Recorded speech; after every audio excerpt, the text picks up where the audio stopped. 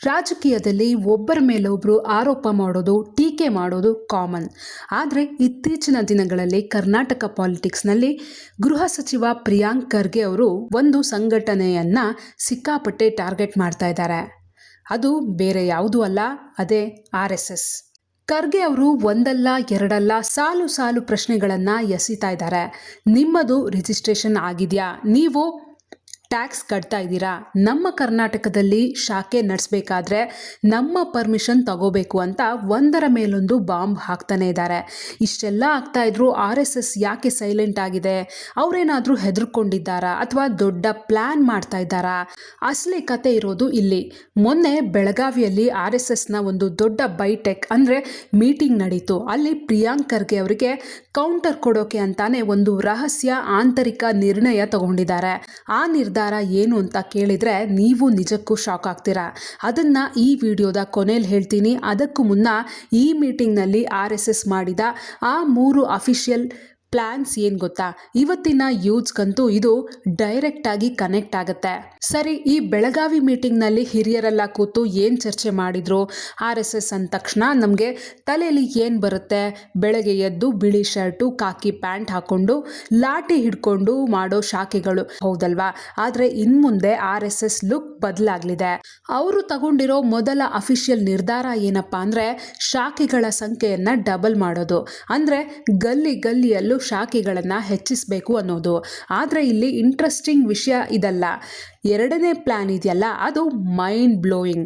RSS ಈಗ ಯಾರನ್ನ target ಮಾಡ್ತಿದೆ ಗೊತ್ತಾ?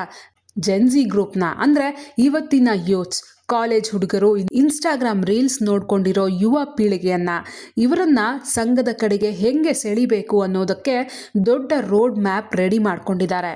ನೀವೇ ಯೋಚನೆ ಮಾಡಿ, ಇವತ್ತಿನ ಹುಡುಗರಿಗೆ ದೇಶಭಕ್ತಿ, ಸಂಸ್ಕೃತಿ ಅಂತೆಲ್ಲ ಬೋರ್ ಹೊಡ್ಸೋ ಥರ ಹೇಳಿದ್ರೆ ಕೇಳ್ತಾರಾ?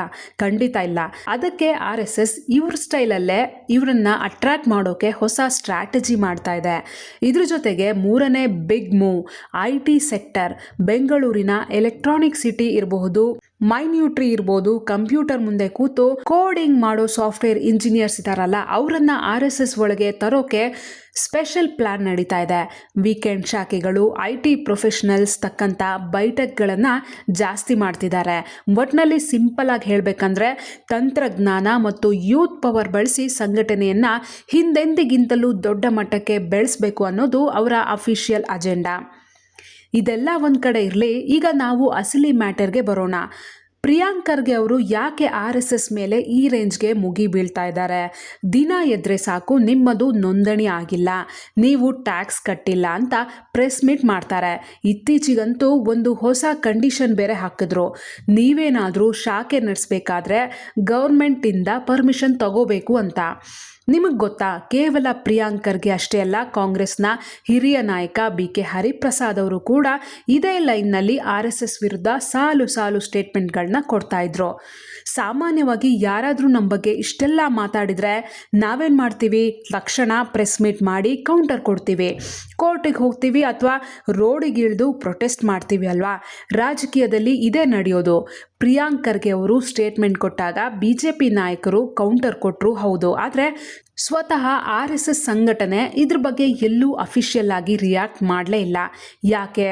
ಅವರು ಯಾಕೆ ಸೈಲೆಂಟ್ ಆದ್ರು? ಬೆಳಗಾವಿ ಕ್ಲೋಸ್ ಡೋರ್ ಮೀಟಿಂಗ್ ಅಲ್ಲಿ ಈ ಬಗ್ಗೆ ಏನಾಯ್ತು? ಈಗ ಈ ಸೀಕ್ರೆಟ್ ಹೇಳೋ ಟೈಮ್.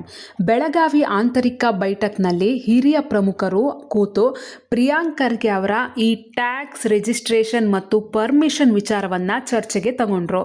ಎಲ್ಲರೂ ಅನ್ಕೊಂಡಿದ್ದು RSS ಈಗ ಖರ್ಗೆ ವಿರುದ್ಧ ದೊಡ್ಡ ಕಾನೂನು ಹೋರಾಟ ಮಾಡುತ್ತೆ ಅಥವಾ ಉಗ್ರ ಪ್ರತಿಭಟನೆಗೆ ಕರೆ ಕೊಡುತ್ತೆ ಅಂತ. ಆದರೆ RSS ತಗೊಂಡ ಆ ರಹಸ್ಯ ನಿರ್ಣಯ ಏನು ಗೊತ್ತಾ? ಕೇವಲ 2 ಪದ: ಡೋಂಟ್ ರಿಯಾಕ್ಟ್. ಅಂದರೆ ಯಾವುದೇ ಪ್ರತಿಕ್ರಿಯೆ ನೀಡಬೇಡಿ. ಹೌದು, RSSನ ದೊಡ್ಡವರು ತಮ್ಮ ಕಾರ್ಯಕರ್ತರಿಗೆ ಆಂತರಿಕವಾಗಿ ಕೊಟ್ಟಿರೋ ಸಂದೇಶ ಇದು. ಅಹಂಕಾರಿಗೆ ಅಲಕ್ಷ್ಯವೇ ಮದ್ದು.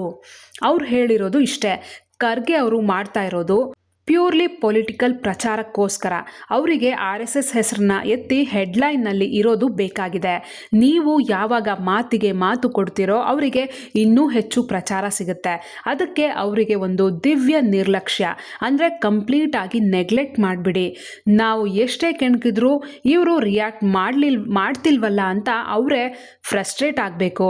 ಸೊ RSSನ ಅಂತಿಮ ಪ್ಲ್ಯಾನ್ ಏನು ಅಂದರೆ ಬಾಯಲ್ಲಿ ಉತ್ತರ ಕೊಡೋದಲ್ಲ, ಅವರು ನಮ್ಮ ಮೇಲೆ ವಾಗ್ದಾಳಿ ನಡೆಸಲಿ, ನಾವು ಗ್ರೌಂಡ್ನಲ್ಲಿ ಹೋಗಿ ಇನ್ನೂ 10 ಶಾಖೆಗಳನ್ನು ಜಾಸ್ತಿ ಮಾಡೋಣ, ನಮ್ಮ ವ್ಯಾಪ್ತಿಯನ್ನು ವಿಸ್ತಾರ ಮಾಡೋಣ, ಸಂಘಟನೆಯನ್ನು ಮತ್ತಷ್ಟು ಸ್ಟ್ರಾಂಗ್ ಮಾಡೋಣ, ಆ ಮೂಲಕವೇ ಅವರಿಗೆ ಸೈಲೆಂಟ್ ಆಗಿ ಕೌಂಟರ್ ಕೊಡೋಣ ಅಂತ ನಿರ್ಧಾರ ಮಾಡಿದ್ದಾರೆ. ನೋಡಿದ್ರಾ, ರಾಜಕೀಯದಲ್ಲಿ ಮಾತಿನ ಯುದ್ಧಕ್ಕಿಂತ ಈ ಮೌನದ ಯುದ್ಧ ಇದೆಯಲ್ಲ ಅದು ಅತಿ ಹೆಚ್ಚು ಸೌಂಡ್ ಮಾಡುತ್ತೆ. RSSನ ಈ ಸೈಲೆಂಟ್ ಸ್ಟ್ರಾಟಜಿ ಬಗ್ಗೆ ನಿಮ್ಮ ಅನಿಸಿಕೆ ಅಭಿಪ್ರಾಯ ಏನು? ಪ್ರಿಯಾಂಕ್ ಖರ್ಗೆ ಅವರ ಪ್ರಶ್ನೆಗಳಿಗೆ RSS ಕೊಟ್ಟಿರೋ ಈ ಸೈಲೆಂಟ್ ಕೌಂಟರ್ ಸರಿ ಇದೆಯಾ? ಕಮೆಂಟ್ ಮಾಡಿ ತಿಳಿಸಿ. ವಿಡಿಯೋ ಇಷ್ಟ ಆಗಿದ್ರೆ ಲೈಕ್ ಮಾಡಿ, ನಿಮ್ಮ ಫ್ರೆಂಡ್ಸ್ಗೆ ಶೇರ್ ಮಾಡಿ, ಚಾನೆಲನ್ನು ಸಬ್ಸ್ಕ್ರೈಬ್ ಆಗೋದನ್ನು ಮರಿಬೇಡಿ. ಮತ್ತೆ ಮುಂದಿನ ಇಂಟ್ರೆಸ್ಟಿಂಗ್ ವಿಡಿಯೋದೊಂದಿಗೆ ಮತ್ತೆ ಸಿಗೋಣ.